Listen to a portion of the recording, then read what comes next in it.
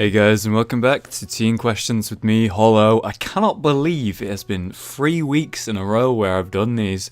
Absolutely mental. Don't get used to it. Probably won't stay.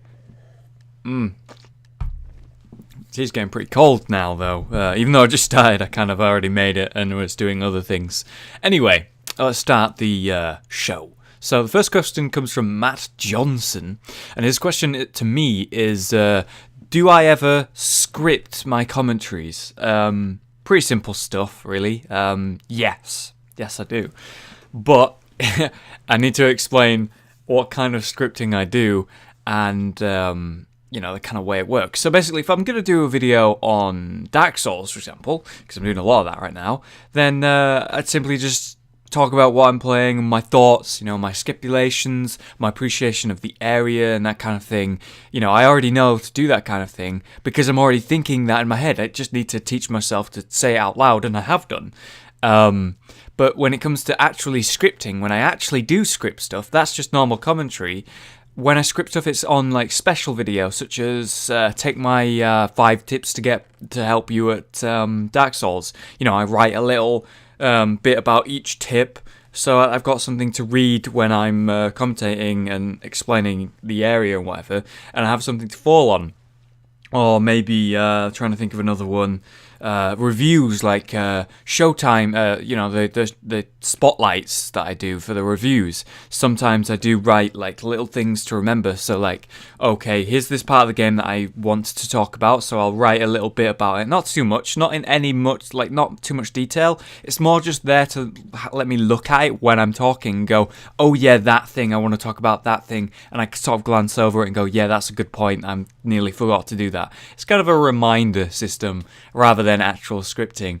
The only time we've actually scripted 100% of the entire video was the real life skit that we did down in London for the Eurogamer event on Fluke's channel. Me, Peace, Fluke, Jake and Josh were all in real life doing a literally scripted video in real life, and it was just a skit. So that's the only time we've literally 100% scripted. But more of what I do for my videos is more just notes to remind me on stuff, I guess. So I hope that answers your question, Matt. Next question comes from Victor. Do you ever plan on playing with your fans in games? So I picked this one because it's something I need to address that I know I'm going to have to address several thousand times in the future, and I've addressed several thousand times already. There's just no way for me to win on this question, I'm afraid, Victor, but at least you'll know. So basically, yes, I play with fans all the time. I basically play a game, and immediately 5 people message me. Usually what I'm talking about on Steam, if they've got me added, basically. I've got messages on PlayStation, I get messages on Hearthstone, for example, to duel people all the time. Pretty much at every game where I put out my name, people add me and ask to play. And the thing about me, Victor, is that I really honestly do appreciate solo time. I like to queue solo in my Dota games rather than queue as a group 9 times out of 10. I like to sort of improve on my own, and I like to have fun and just relax and play a game for fun with my friends every now and then. Don't get me wrong, but you can ask my friends. I honestly do play games alone a lot of the time because I just prefer that. Because occasionally there'll be points in my life where I'm just like, I like to be independent and just do things on my own for a while, and that's happening right now, to be honest with you. I'm just chilling out and doing stuff by myself most of the time. People ask to do things all the time, and occasionally I'll say yes, but the problem is I can't be like, okay, you can play with me because this person's asked me at this moment, and then someone sees that and then goes, well, you said no to me an hour ago. That was because I really didn't want to play with someone at that time, and this time I'm like, well, maybe I should, but these other 5 people who've asked me now feel like left out, and then I kind of just feel like I'm put in this awkward spot where I have to play with everyone, and then I never get to do what I prefer to do, which is play alone, and it's just a awful mess, really. I'm a pretty busy guy as well, so usually I don't have much time to do that kind of thing. If I'm playing a game, it's because I've done my work, I've planned the period of time where I can play that game and just relax, because this does take a lot of time to do. So I don't know. I do it, and with streams and stuff, I host little events occasionally and try my best to do this. But it is hard to do because there's a lot of people wanting to play, and I'm only one guy. So I hope that answers your question, Victor. Andreas asks, "Hollow, can you give me some advice?" Yeah, this question, I kind of feel like it's a troll, but in case it's not, I wanted to help someone and answer it. Hopefully, like I can't ignore this and see it and be like, well, I feel like it's a troll, but if I can help someone, maybe I should do it. So basically they said, I'm stuck between choosing to be gay or straight. It's 50-50. I can't choose. It also makes me really depressed. This kind of feels like a little bit silly and trolly to me because, you know, it's not a choice to be gay or straight or anything like that. But, you know, if this person honestly is unsure about that kind of thing, then I wanted to answer it. And it's pretty simple. If you feel like you're 50-50 at being gay or straight, then you're probably bi, which means you just like both, which is completely fine. And if you're gay, it's fine. If you're straight, that's fine. Do whatever you prefer because you don't really get to choose what you feel. Just go with whatever you feel and... yeah, don't hurt anyone. That's all that matters in life is to just go about, enjoy your time, and try not to hurt anyone, which is pretty impossible. It's a terrible mess, life. It's a terrible mess, but I hope that helps you, because it was a bit of a mess of an answer as well. Oh God, I'm doing this very early in the day. It's a terrible choice. Okay, next question comes from Get in the Jet. So he asks a few questions, a little bit serious. Would you change anything about your life right now, or any decisions you've made? I don't know. I feel like I really wish I could have gone to uni, you know, when I was 18, because I wanted to, you know, learn some new stuff and do something. And what I did instead was work for a year to try and decide what I wanted to do. No, it was like a year and a half. And because I was unsure of where I wanted to be and where I wanted to go in life, I didn't go to uni because I was in debt. What I mean by I wish I'd gone to uni is I wish I had known what I wanted to do back then. I still don't really know now. I just wish I would have known so I could have got that done and had a perfect on-track life that's just impossible to acquire and just not really viable. And, you know, no one has it, like an easy, like, one-track life. Things go wrong. But I guess I would have liked to have gone to uni with the perfect sort of life goal in mind. But that is also saying I wish my life had been perfect. And, you know, if you have a perfect life, it's kind of boring, really. All right, next question from In the Jet is, have you ever thought about giving up on YouTube or just lost hope in your channel? A few times, yes. It takes a lot of work. And honestly, right now, I felt a little bit off. I have overworked myself with the Dark Souls content and doing other videos. And it's like a punch in the gut when someone says, I wish you'd stop doing Dark Souls and do other content, because your channel's becoming completely Dark Souls and I don't like it and I don't like Dark Souls, so I don't really want to watch. And, you know, that right there pisses me off massively, because I go to extra lengths to bring you this video and also a video on Dark Souls, which takes me on average 4 or 5 hours to make. And I'm saying with this video, you can watch this and enjoy this, and you don't have to watch the Dark Souls. If you're not into that game, if you don't care about that game, if you just don't enjoy the game, then you don't have to watch those videos. I put fucking load of effort into those videos, and I really wish people would like them and give them a shot. But if they honestly have watched them and looked at one episode and just gone, yeah, I don't enjoy this, then that's fine, and I understand that. That's why I make this video. That's why I make 2 videos a day, so that I have a Dark Souls video and something else for them to watch. And then when they come up and say, you only do Dark Souls videos, it's like, do you even subscribe? Do you even look at the effort and work I put in to make sure that you have something to watch from me that isn't Dark Souls because you don't like Dark Souls? And it's, you know, that kind of thing occasionally pisses me off, and it throws me off my game a little bit. And you know, I don't give up. I take days off every now and then. That's why I strive so hard to be a week ahead in my videos. So if I feel crap or I'm ill or something happens, videos still go out for you while I'm gone for that week or that day, so I don't fall behind. those are the only real experiences I can explain where I felt bad about my videos, or felt a little bit shitty about it when that kind of thing is happening. But other than that, I guess the only time I sort of felt bad about my YouTube or that kind of thing is when maybe that video could have been better, or maybe I didn't quite get my point across, or maybe I upset someone with what happened in the video, or something I said even though I didn't intend that. But I really have to just come to grips with the fact that I cannot please everyone, and as much as I would like to and as much as I try to, at some point, every time I put out a video, someone's not going to like that video, and someone's going to be upset by that video, because this is the internet and people are really, they're they're anonymous and they can get away with anything. So that's the issue, really. So I hope that answers that. Your next interesting question was, what would be your career path if it didn't involve YouTube? And honestly, my only answer is something to do with filmmaking. I love the idea of being an actor or directing, or to do with the camera work or the sound. I just like the whole idea of putting together something that affects people in a positive way. YouTube, I get to make these videos and affect so many lives in so many different ways. I get messages all the time telling me these different stories, and it's heartwarming to know that I can help people by doing stuff like this, and just, I don't know, experiencing something together, or having something happen, such as the Fluke fanfiction that he wrote, The Right Where We Belong. That's an amazing story that Fluke wrote, and that came to fruition from what we do as YouTubers and make these videos, and something like that's amazing.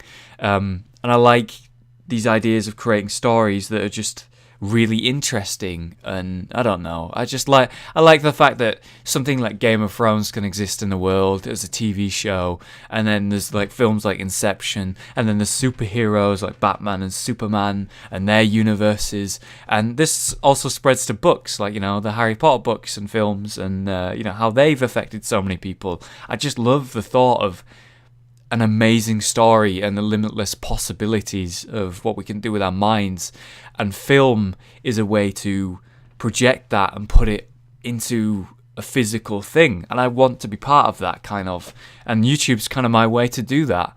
But if I wasn't doing YouTube, I probably would try and chase that kind of dream, I guess.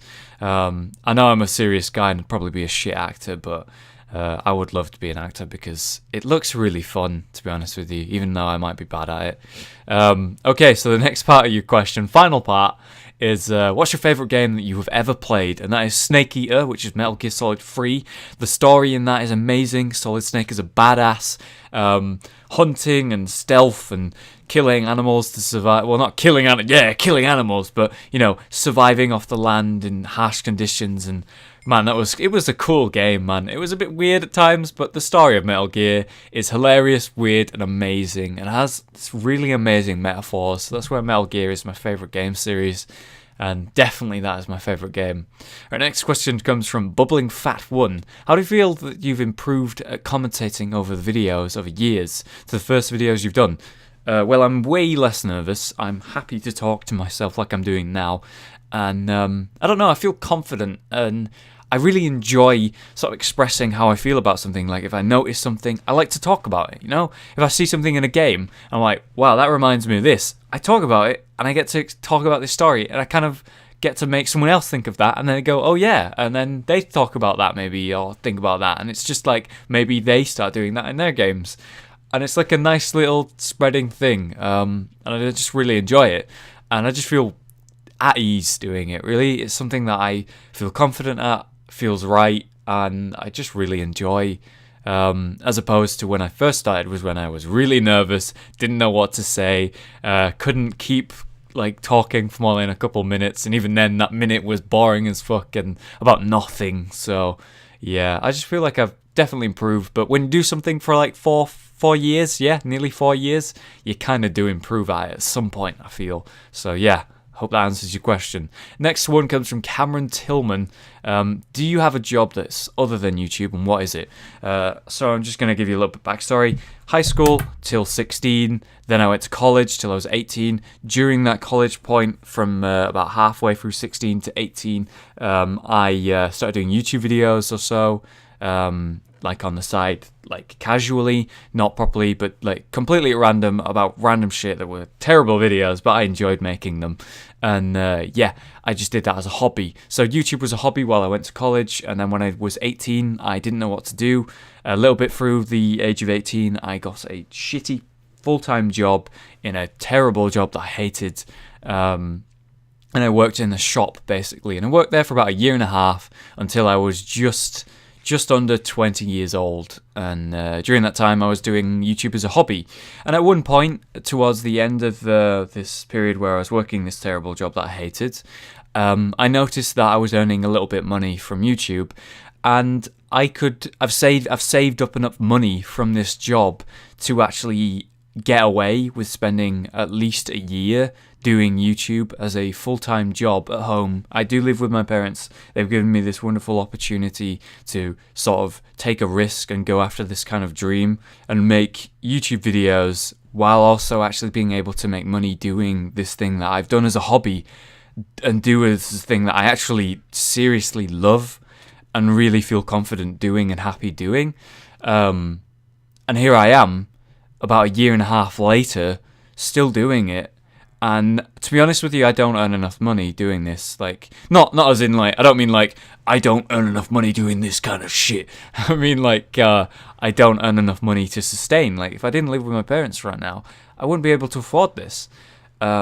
So I think maybe I might be able to do this if I also had a part-time job. I might be able to sustain myself and live like out of my own place, I guess. And it's an iffy thing, to be honest with you, but I really enjoy it. And I took this risk doing it. And over the period of this summer, I'm kind of seeing how it goes. And then after this summer, I'm just going to take a step back and reevaluate what I need to do. Because, you know, honestly, as much as I love doing this, if I can't afford to do it, I can't afford to do it. So it just depends what happens over this summer. That's kind of my goal, really. And then I might get a part-time job and do this, like, obviously still full-time, but not as to the point where I'm doing 2 videos a day. It'd probably be like 1 video a day. And, yeah, less seriously. But, you know, I love it, and I hope I can keep doing it. And this is what I do currently as a full-time job. It does take a lot of my time. Maybe anywhere from, like, 9 to 12 hours a day is what it takes for me right now while I'm doing 2 videos a day, highly editing and putting them. I put in a lot of effort into it, you know, because if it is something that I do all the time, then I want to put in 100%, you know? So that's what I do. So I treat it like a full-time job. I work at it the same hours I would if it was a full-time job and just do my best. And this is what I do. So I hope that answers your question, Cameron. Final question from Acid, the guy that I play Dota with.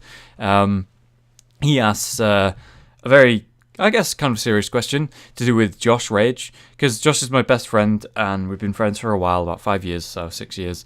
And he says, even best friends can fight sometimes. So his question is, have you ever just wanted to take a break from talking to him? Have you ever fought over something? And then, you know, who is bitter? Who is stubborn? Who says, all right, this is stupid, we shouldn't fight? You know, does it end like that? You know, he wants to know what happens when we have issues, because everyone has issues occasionally, and we're friends and we're in this situation where, you know, we're in front of a lot of people and we have to, you know, stay friends and keep glued together, I guess. And he wants to know a bit of backstory on that. So, yeah, we argue occasionally from time to time.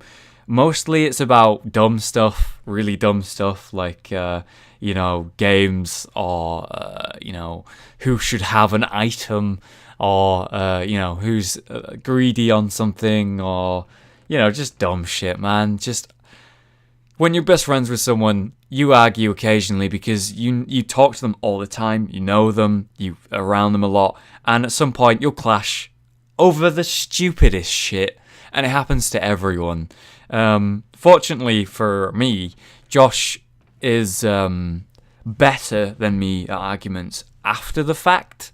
So, like, like the following day, we have an argument about something stupid, and then the next day, it's like a clean slate to him. He don't give a shit anymore. For me, I'm kind of pretty bitter. I remember shit, man, and I hold on to it a little bit too long. Like I do let go, but I get pissed off about shit for way too long, and it affects me way too much. It's stupid. So yeah, he's a bit better after the fact. I'm kind of shitty after, kind of bitter. And then during, I have to say, I feel like I'm better during than him, because during an argument, I'll be like, put my point across, he'll put his point across, I'll put mine across, he'll put his across, and then there'll be a point where I'm just like, this is fucking stupid.